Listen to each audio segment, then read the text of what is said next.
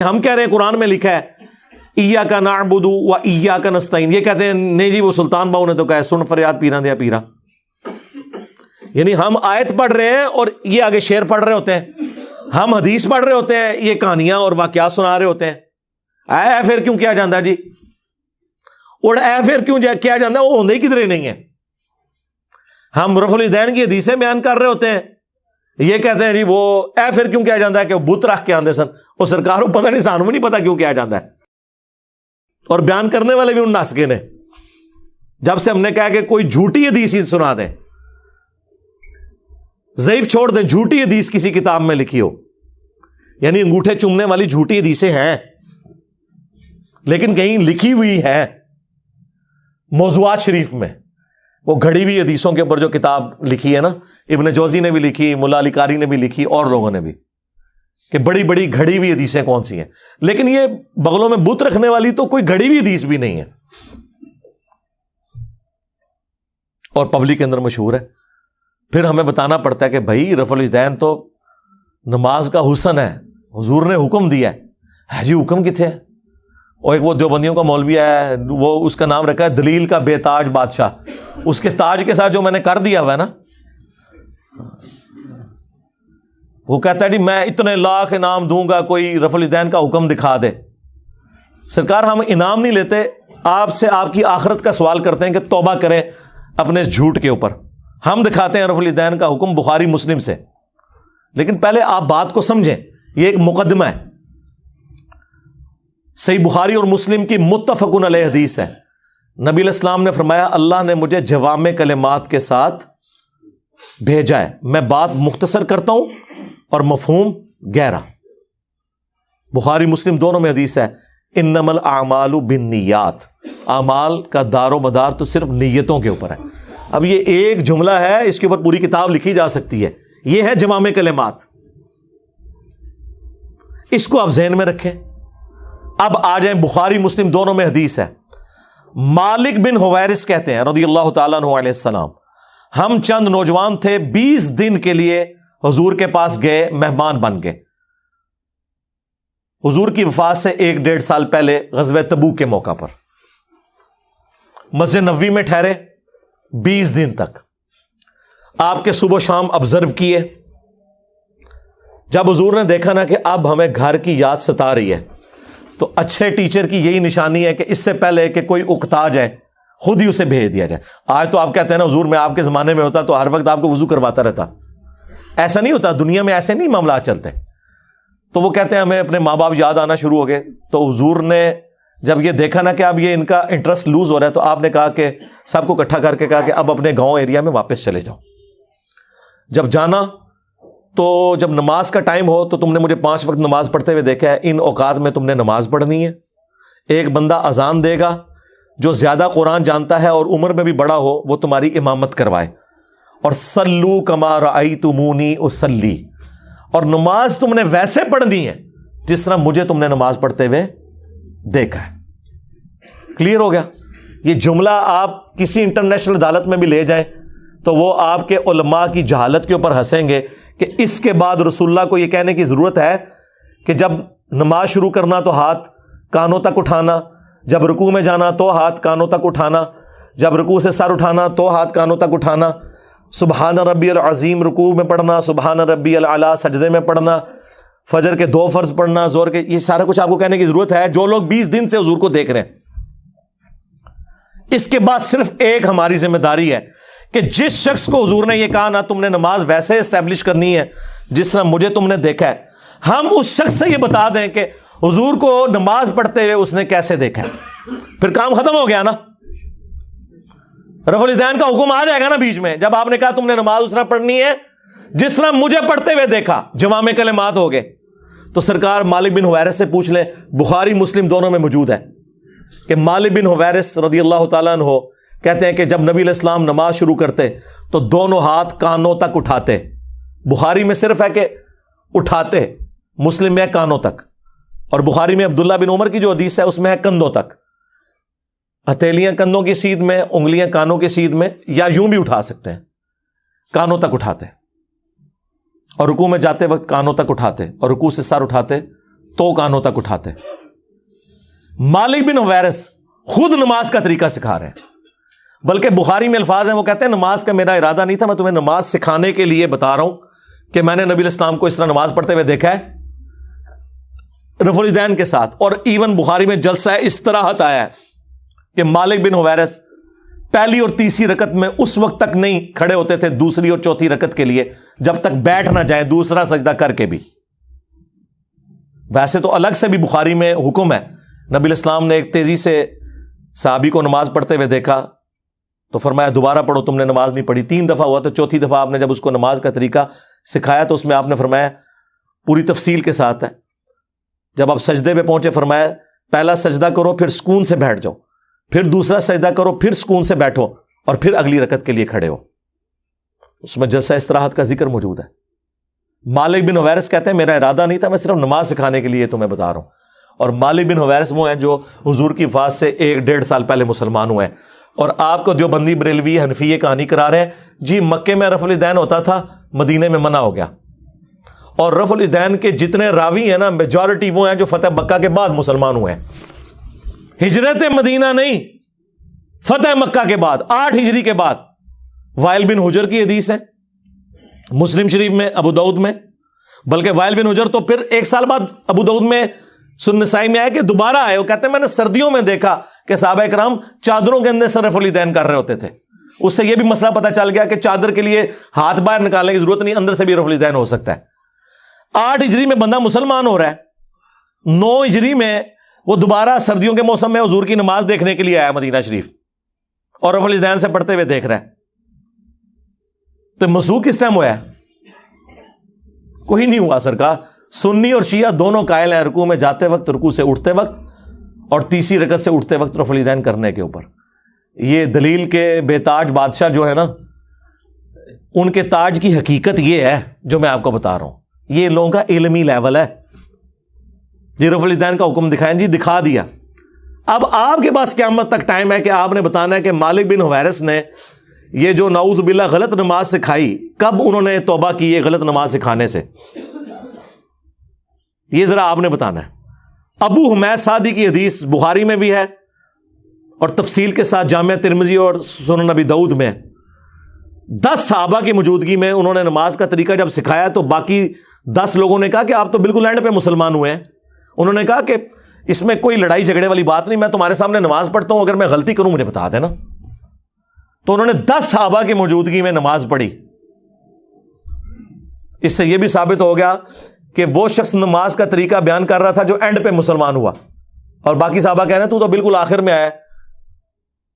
اور پھر جب وہ نماز کا طریقہ بتا چکے تو 10 نے بیک زبان کہا کہ آپ نے بالکل صحیح نماز پڑھی, رسول اللہ اسی طرح نماز پڑھا کرتے تھے. مراد یہ کہ حضور کی وفات کے بعد ذکر ہو رہا ہے, اور یہ ایٹ لیسٹ 30 سال بعد کا واقعہ حضور کی وفات کے. فوراً بعد بھی کوئی فرق نہیں پڑتا. 10 کے 10 کو غلطی, جس میں ابو قتادہ بھی شامل ہے سینئر اصحاب میں سے.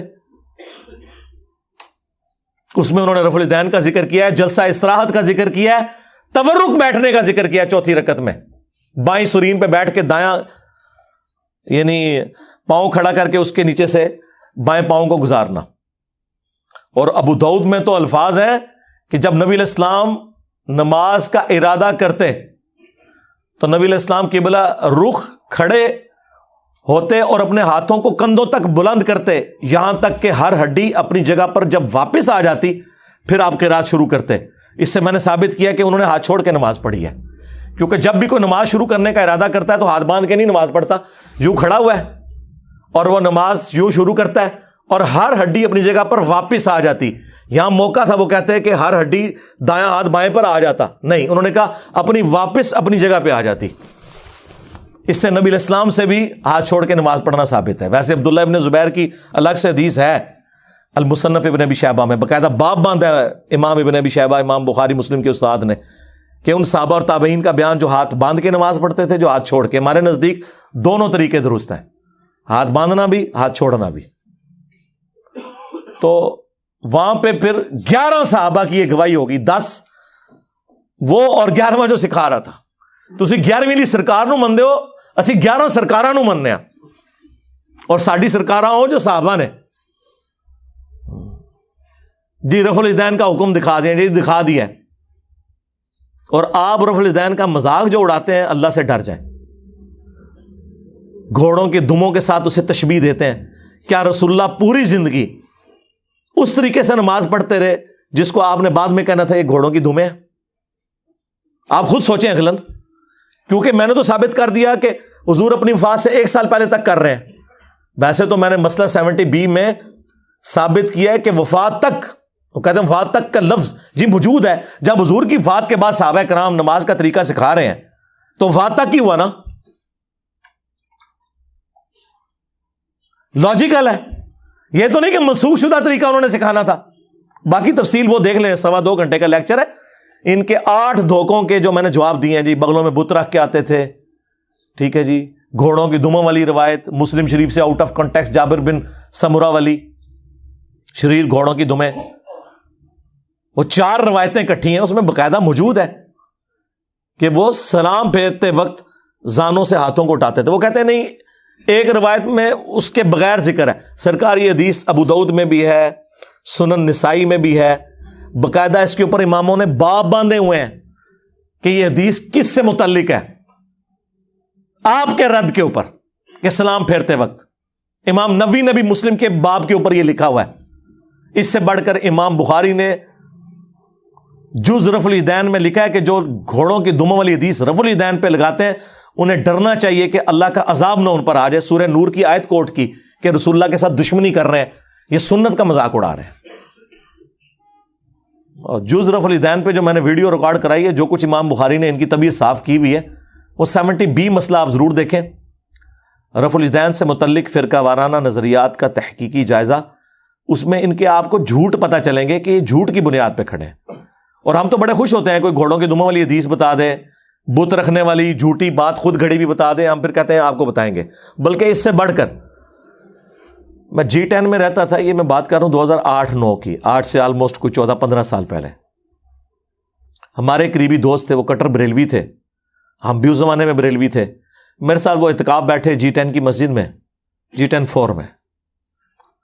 جب میں ریورٹ ہوا تو وہ بھی تحقیق میں پڑ گئے، وہ وہیں کے رہنے والے تھے۔ جب تحقیق میں پڑھے تو ہمارے گھر کے قریب ایک دیوبندیوں کی مسجد بھی تھے، کبھی ہم نماز وہاں پڑھتے رفع الیدین سے شروع کر دی۔ لیکن نماز میں آپ کو پتہ سب کے پیچھے پڑھتا ہوں، ایک نماز دیوبندیوں کے پیچھے پڑھتے تھے، فجر کی اہل حدیث کے پیچھے پڑھتے تھے، مغرب عشاء کی کبھی بریلویوں کے پیچھے، کبھی دیوبند کے پیچھے۔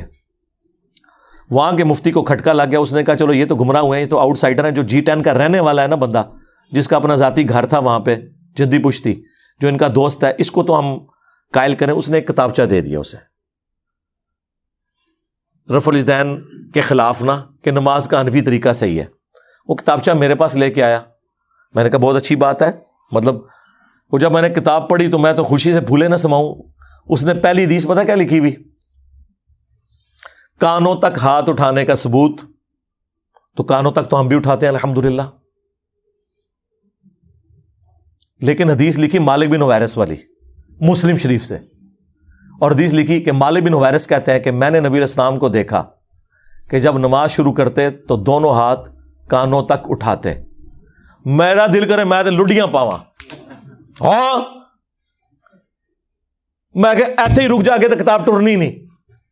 یہ حدیث میں نے کہا میں اوریجنل نہ دیوبند اور بریلویوں کی کتاب مسلم شریف جو ترجمے کے ساتھ ہے اس میں سے تجھے دکھاؤں گا، اور تو نے خود رفع الیدین شروع کر دینا ہے۔ کہتا کیسے؟ میں نے کہا یہ دیکھ، انہوں نے آدھی حدیث لکھی ہوئی ہے، اس کے آگے لکھا ہوا ہے جب رکوع میں جانے لگتے تو کانوں تک ہاتھ اٹھاتے، اور جب رکوع سے سر اٹھاتے تو کانوں تک ہاتھ اٹھاتے۔ یہ مالک بن حویرث بھی تمہاری پوری نماز کا طریقہ ہے، صلو کما رأیتمونی اصلی۔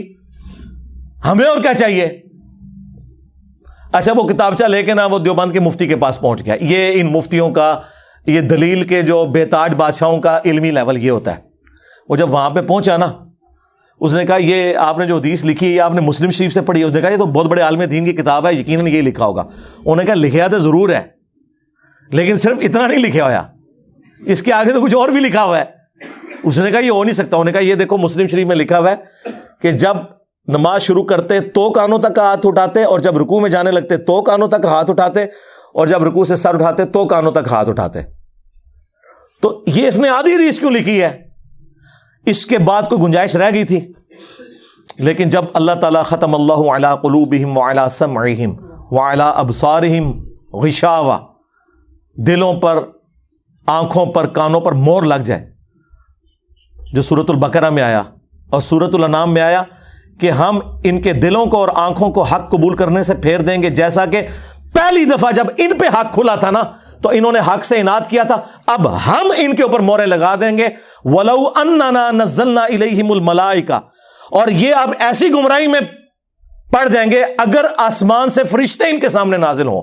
وَكَلَّمَ اللَّهُ الْمَوْتَ، اور مردے قبروں سے نکل کے انہیں یہ بتائیں نا کہ آخرت ہونے والی ہے اور قیامت کا تمام منظر ان کی آنکھوں کے سامنے آ جائے، تب بھی یہ ایمان نہیں لے کے آئیں گے، کیونکہ اللہ نے مور لگا دی ہے۔